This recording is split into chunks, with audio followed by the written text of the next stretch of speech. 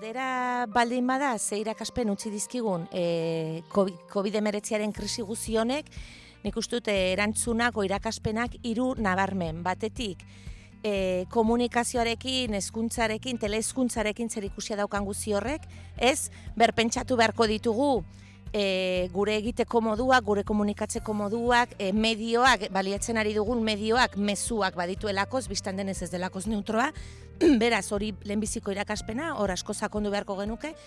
Bigarrena, zaintzari lotutakoa, zaintza hain agerian jarri denean, zaintza zin puntura arte bizitza sustengatzen duen, goazen hausnartzera, eskola bizitza ere zin puntura arte sustengatzen duten zaintza sare horiek, hori bizibilizatzera, are gehiago, zaintzan jakin izaten jakin eta elkar bizitzen jakin gaitasun horiek bilatzera eta hor pedagogia bat egitera zaintzaren inguruan, eta hirugarrena nik uste kurrikulumarekin eta edukiekin zer ikusia daukana.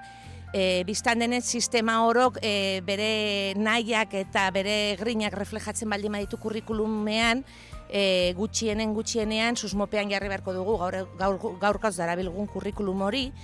Eta oso hasieratik krisian ikusi da asko insistitu dela, hezkuntza eragile askok esan dutela, oso edukietan zentratutako kurrikuluma da, ezein beste gaitasunetan, hor ere bada lanketa bat egitea, berpensatzea, kurrikuluna zer jasotzen duen, nazio identitate terminoetan, kulturaletan, linguistikoetan, baina bertze termino askotan ere bai, genero begirada batetik, feminista batetik begiratuta, eta askoz ere holistikoagoa, konplexuagoa, kritikoagoa izan beharko lukelakoz.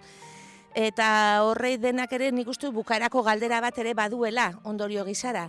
Eskatzen ari zaigu kurso amaiera honetan, baloratu dezagun, gure ikasle horiek zer galdu duten etxean egoteagatik, eta nik uste dut galdera horrei buelta eman beharko geniokela hezitzaileok ezigunetan, eta pentsatu zer irabazi duten, eta hortik abiatu iraila, hortik. Etxean egin den horretatik, egin dituzten irakurketatik, zaintzan ikasi dutenetik, elkar bizitza horretan ikasi dutenetik, askoz ere esanguratsuagoa, kritikoagoa, eta berazgarriagoa litzatekelakoz. Esango nuke erakutsi digula zenbateraino dagoen eskola urrun gizakiok bizitzeko behar ditugun gauzetatik nolabait esan, ezta? Eskola balitz bizitzaren prolongazio bat, alegia aurrek etxean topatzen dutenaren prolongazio bat, hau da, noski, espazio zabalagoa, material gehiagorekin, erlazio gehiagorekin, eta lagunekin, eta hori balitz, askoz ere prestatuago legoke eskola erantzuteko bizitzan gertatzen den ataka bati, nolabait esan. Hau da, eskolak egon beharko luke prest erantzuteko ume batek galtzen baldin badu bere aita, adibidez, horrek bere ritmoa beste baldintzatuko du, adibidez, ezta? Bizitzan pasatzen diren gauza horiei erantzuteko modukoa izan behar da eskola, eta nik uste dut honek erakutsi digula zenbateraino dagoen urrun. Zenbateraino den absurdua askotan bizitza gauza batzu markatzen dizkigunean, zenbateraino dagoen urrun eskola eskaintzen eskolak eskaintzen dituen gauza horiek, ez da? Ordan, zentzu horretan hori da erakutsi diguna koronavirusak, eta zentzu horretan hori baldin bada arazoa, ematen digu aukera baita ere, behin aldaketak egin behar ditugula eskolan, zenbateraino egin behar dugun eskola hurbildu, alegia.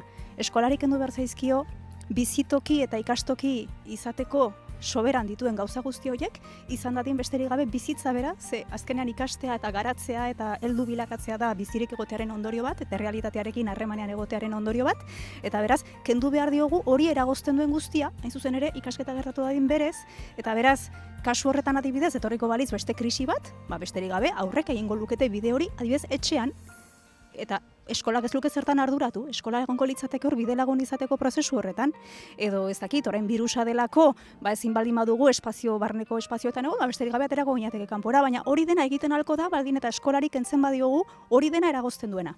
Koronavirus delako honek gerora erakutsi behar digu zein den gure bidea. Izan ere aurrekoan ustekaben harrapatu gintuen.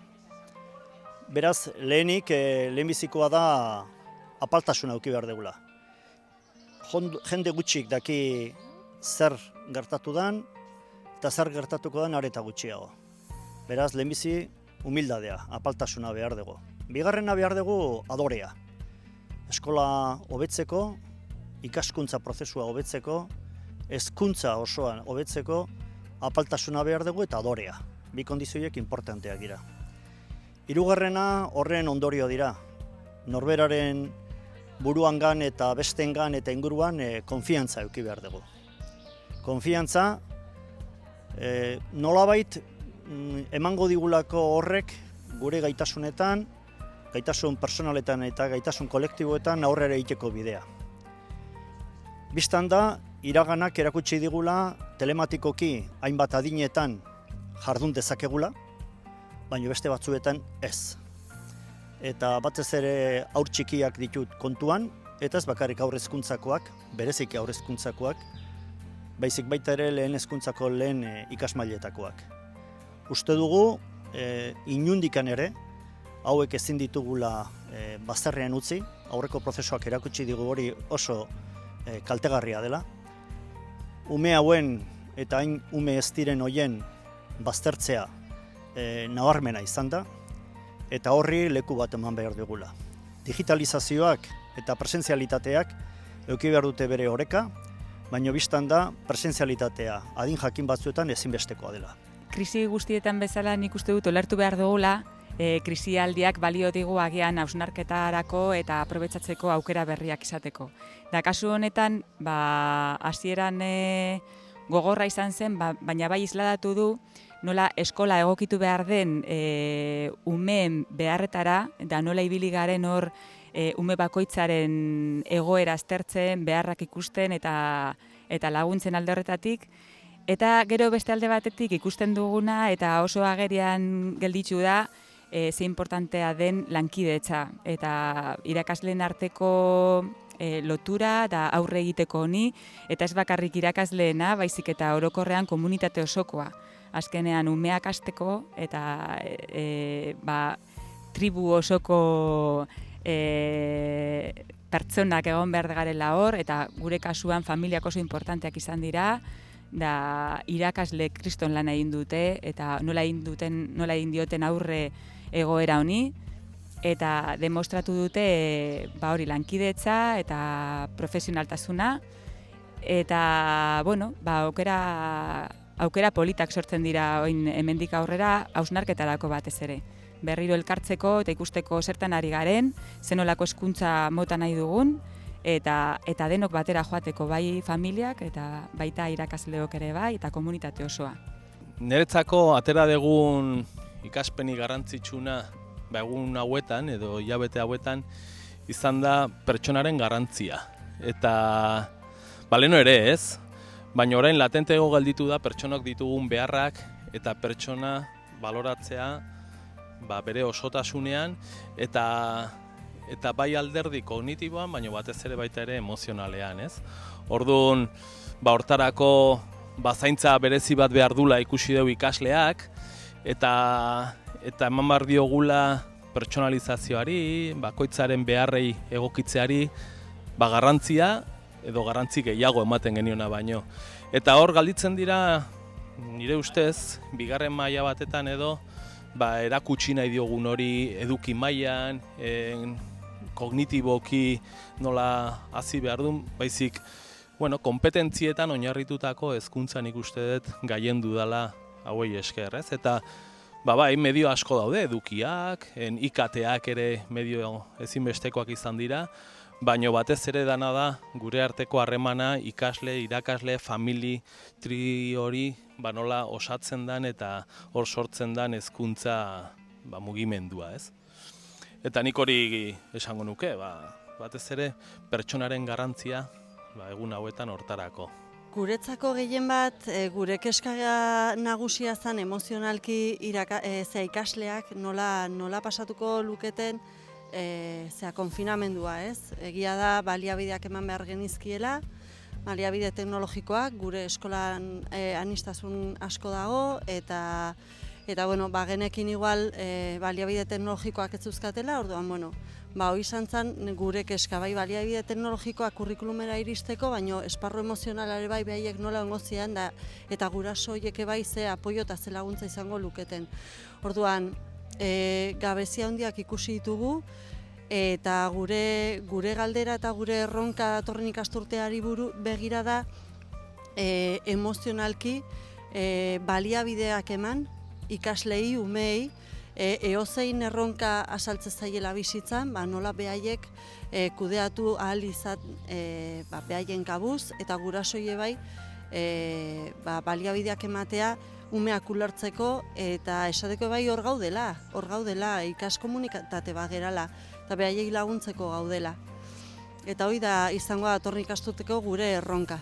Nik gure esperientzia izan da guk ikastetxe bezala oso handia gea. Orduan egoera hau kudeatzea ez da lan erresa izan. Guk organitun bi ildo nagusi hasieran, esate genuena, familia guztietara iritsi alde batetik, eta bestalde irakasleon arteko koordinazioa ziurtatzea. Egoera honek demostratu baituna da onlineko komunikazio hortara gu behintzat ez gaudela egokituak. Baita ere lan metodologia defendatzen dugun hoi egoera larrietara jarritakon irakasleok agian eman ditugun aholkuak irakasle bezala eman ditugula, baino etxeetan gurasoak ziela eta ez ziela irakasle. Orduan frustrazio asko momentu batzutan, poz asko ere bai, beste batzutan, batzuentzako decepzioa, beste batzuentzako buelta ematen eta aurrez aurre egoteko aukera izan dugunen argitu ditugu gauza asko denon artean, eta ikasturte bukaera bai izan dela berriz ere konziliazio moduko zerbait aurrez aurreko egoera horrekin gure artean, irakasle, familia artean, gure asmoekin. Orduan, guk egin duguna izan da, hausnartu, bialduen nun lan ube jasota gendula, norarekin egin genuen beste formazio bat ez geneolako bilatzen undi nora jo, eta geho hirugarrena zen nola aurre egin iraileko horri. Pauta batzuk jarri ditugu, guretzako aurrez aurrekoa bai, dominatzen deu, bestea landu behar deu eta horretan hildo nagusi batzuk jarri ditugu markatuk. Familiekin batea lantzeko iraileko hasierako bileratan geratuta gaude, eta gure ikastetxeko egitura batzordeetako hori martxan jarri dugu, eta oso ondo etorri zaigu.